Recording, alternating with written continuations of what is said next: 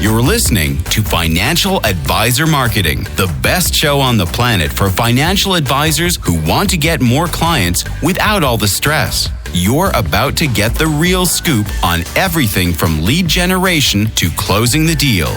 James is the founder of theadvisorcoach.com, where you can find an entire suite of products designed to help financial advisors grow their businesses more rapidly than ever before.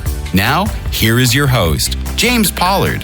A few days ago, I got myself a large iced coffee from Dunky. I call it Dunky. It used to be Dunkin' Donuts. You call it Dunks. I don't know. People call it whatever the heck it is. It's the purple and orange store that sells coffee. Used to have great donuts, but now they just get them trucked in. They don't make them fresh anymore. It kind of sucks. And I decided to lock in.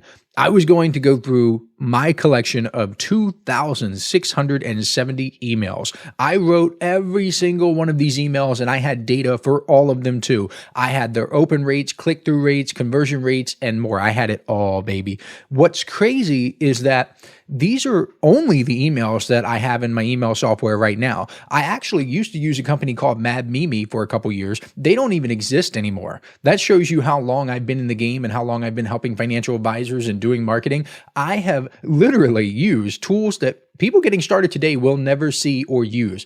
I had lots of emails written in Mad Mimi. That doesn't even include the emails that I've written for other people.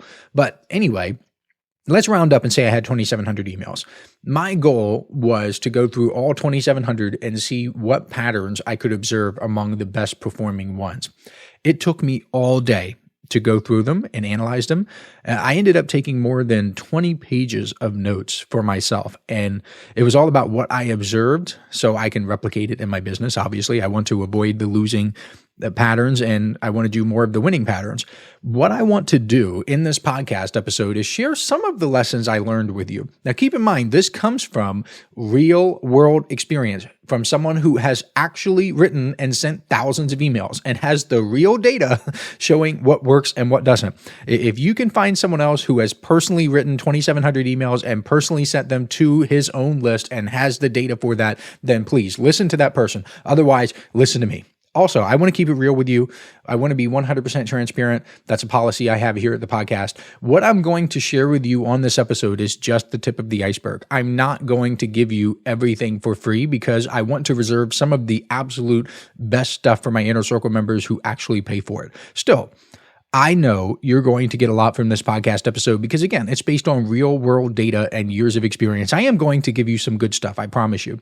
And let's get started.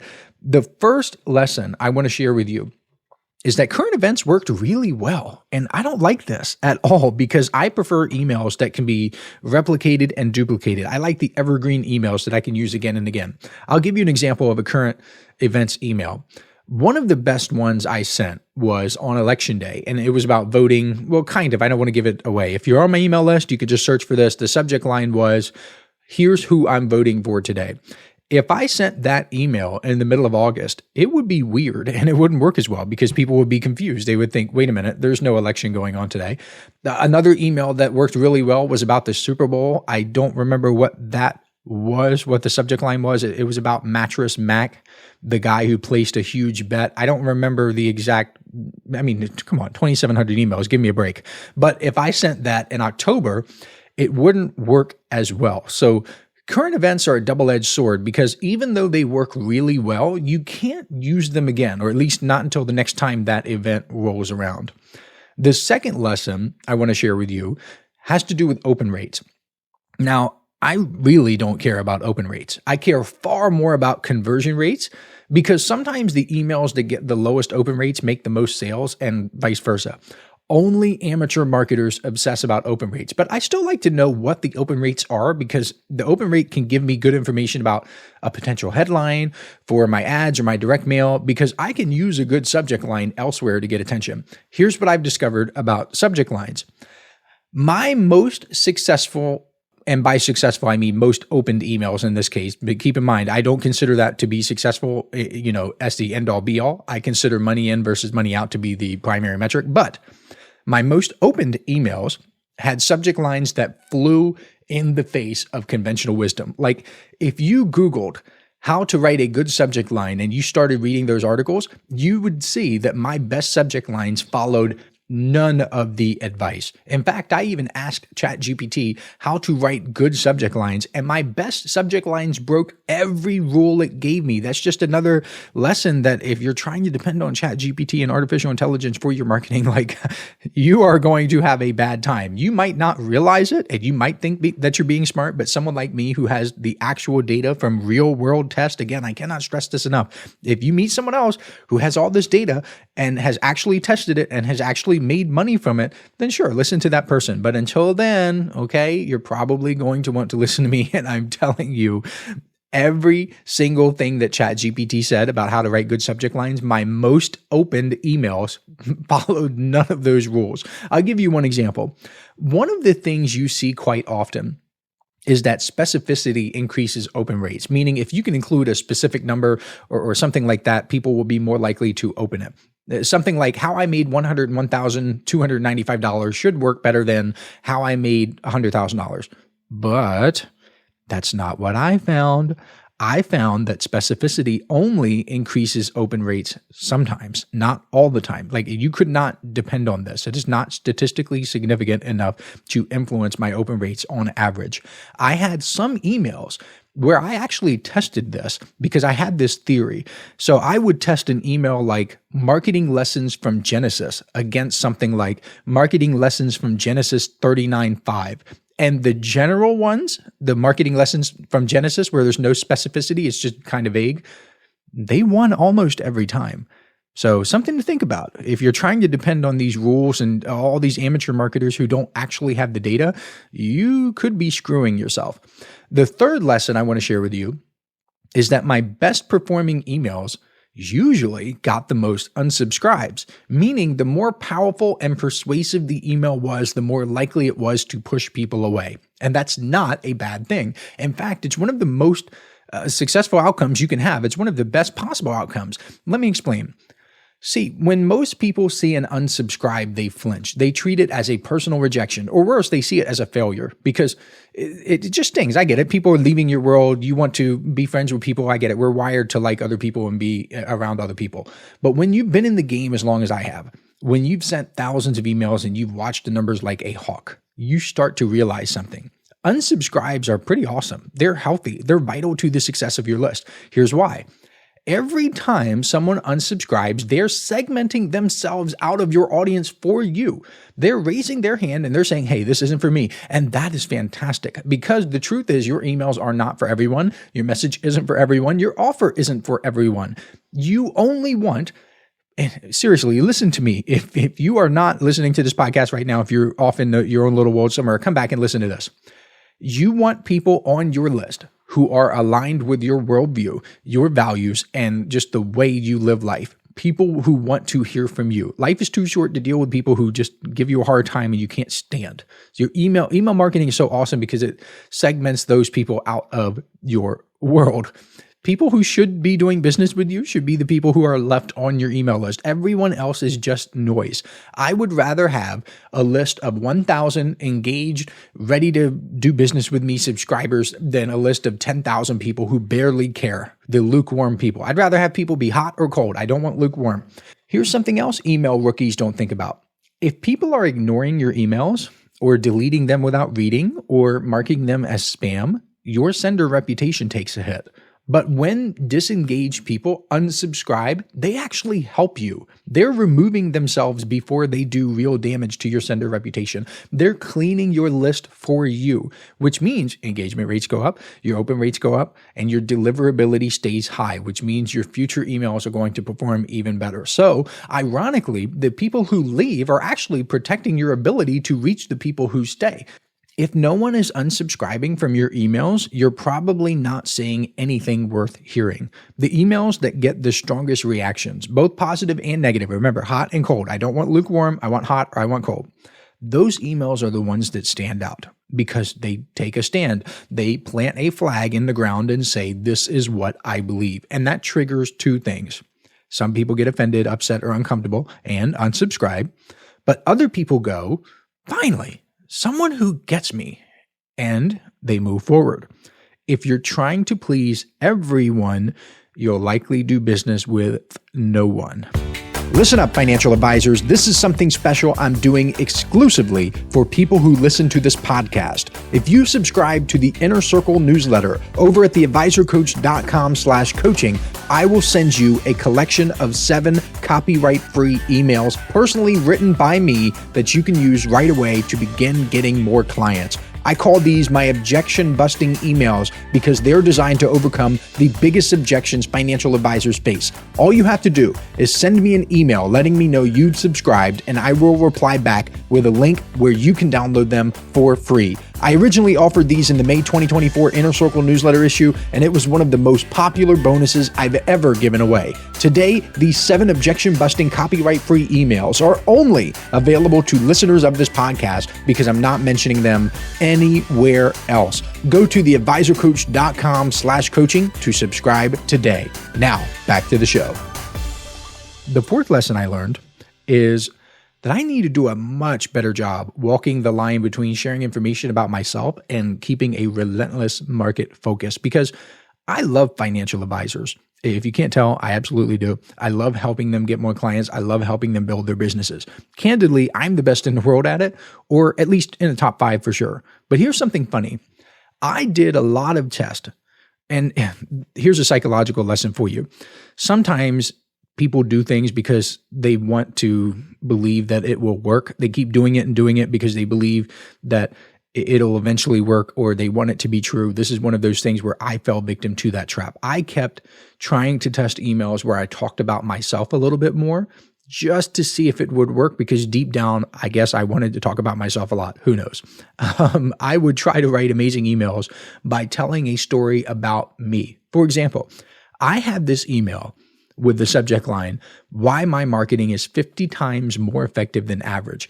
And on paper, it should have been an absolute monster runaway winner. It had a bold claim. It had insider information. It was actually extremely valuable. Like, I legitimately just flat out told people, hey, this is what I'm doing. This is why you should do it. This is what you should take away. It was an amazing email on paper. But guess what?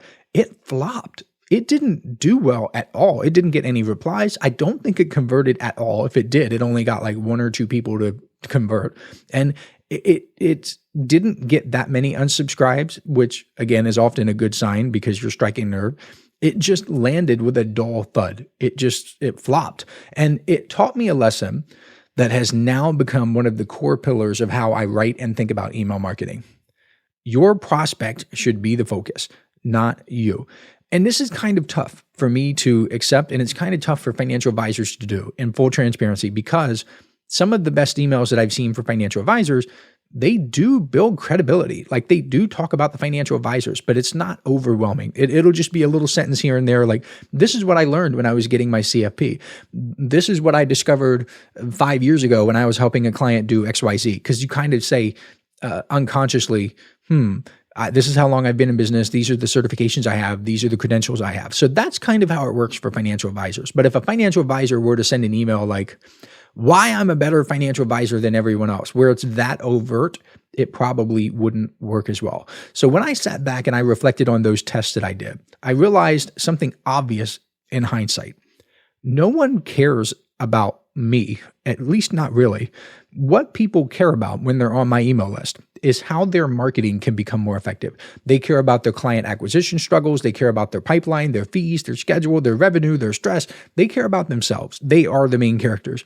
And if your marketing doesn't treat your prospects like they're the main characters and their stories, then you'll probably lose them. I don't want to say you definitely will lose them. You just probably will, because those emails where I went really hard in talking about myself, they didn't do that well.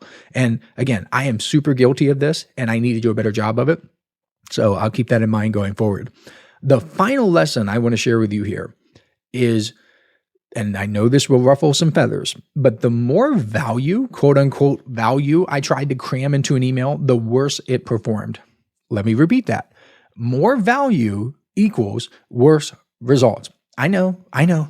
This goes against everything you've been told by the coaches, consultants, gurus, and lead gen agencies. They tell you to provide value and to teach and to educate and to give away your best stuff for free and all of these little things.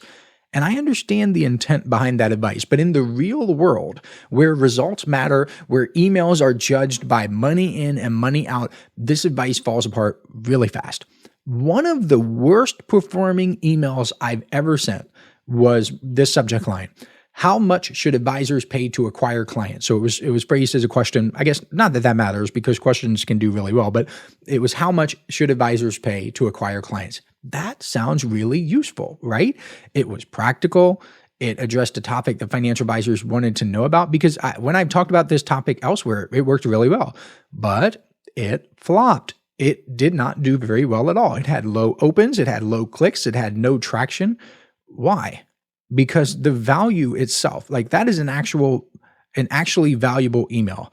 When I'm telling you this is how much financial advisors should pay to acquire clients, that is extremely valuable, especially coming from someone who literally does financial advisor marketing every single day. And if a financial advisor wants to grow a profitable business, then that financial advisor needs to understand that profit is revenue minus expenses.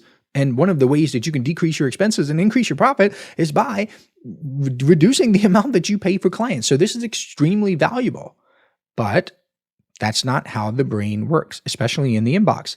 Your readers aren't judging your email with a rational spreadsheet in their hand or in their head, or either one. They're reacting in split seconds based on curiosity, emotion, novelty, story, those things. And that email implied none of those. It was just very matter of fact. It was like, hey, here's what you should be paying. And there's another reason why these value-packed emails underperform. They rob the reader of discovery. When you spell everything out, when you do all the thinking for them, you're giving answers without letting them feel the tension of the question. And in persuasion, tension is everything. The best performing emails don't just give people the value. They don't just give people answers. They build pressure. They agitate that problem. They spotlight the gap between someone, where that person is and where that person wants to be. And when you give people that neat, fully wrapped answer on a silver platter, you're just getting rid of all that tension. There's no reason to keep reading. It's like watching a movie where the plot is explained in the first 5 minutes and everything is just given away for you. It might feel like you're getting information about the movie as you watch. Like it might be informative. It might teach you stuff, but it's not engaging. You're not really captivated by the movie anymore. All right, let's bring this home. I want to wrap up this episode. If there's one big takeaway from this whole episode, it's this. Real world marketing is not about theory. It's about behavior. It's about what actually works. It's about watching what actually gets attention, what actually drives clicks, and what actually converts. And after going through 2,700 emails, spanning years of trial, error, testing, tweaking, and sending, I can tell you firsthand, most of the quote unquote best practices you hear online are either incomplete, where they don't tell you the whole story, or they're just flat out wrong. Like unsubscribes are a good thing. They help you refine your audience. They help you sharpen your message. They improve your deliverability, honestly. Making your emails all about you, which some articles will say that you should do because you want to build credibility, especially people in the financial advisor marketing space. They'll say if getting clients as a financial advisor is a function of trust, then in order to build trust, you need to build credibility. And in order to build credibility, you need to talk about yourself. So logically, it kind of makes sense. But if you go too hard on the credibility building where you're just talking about yourself and nothing else, then that can hurt you. Another piece of advice that I've seen everywhere is the whole value thing. Cramming as much value as possible into your emails is like the fastest way to get ignored. But the best performing emails are emotional, curiosity driven. They're very simple and they're focused on the reader. And I forgot the tension thing. They move people forward by creating that tension, not by overwhelming them with information, not by just giving them the answer or whatever it is that you want them to know right smack dab in the beginning. And like I said earlier, all of the stuff that I'm sharing you here, it's just the tip of the iceberg. So if you're an Inner Circle member, you already know we go way deeper on stuff like this in the print newsletter every single month. You've seen how I break down these strategies. I give you real world campaigns. I show you what's working right now to get more clients. But if you're not in the Inner Circle yet and you're listening to this thinking, hey, I kind of like this. I want more of this real stuff, not this fluff and recycled advice that I get everywhere else. I want real marketing advice that actually works for financial advisors. then go to theadvisorcoach.com/coaching and check it out. I mail a new issue every single month. I host live office hours where I answer questions, I break down strategies, and I share the kind of insight that most financial advisors never get access to. So that's it for this week. If you like this episode, be sure to subscribe, leave a review, share it with another advisor who could benefit, do all the things that people do with podcasts. Thank you so much for listening, and I will catch you next week. This is thepodcastfactory.com.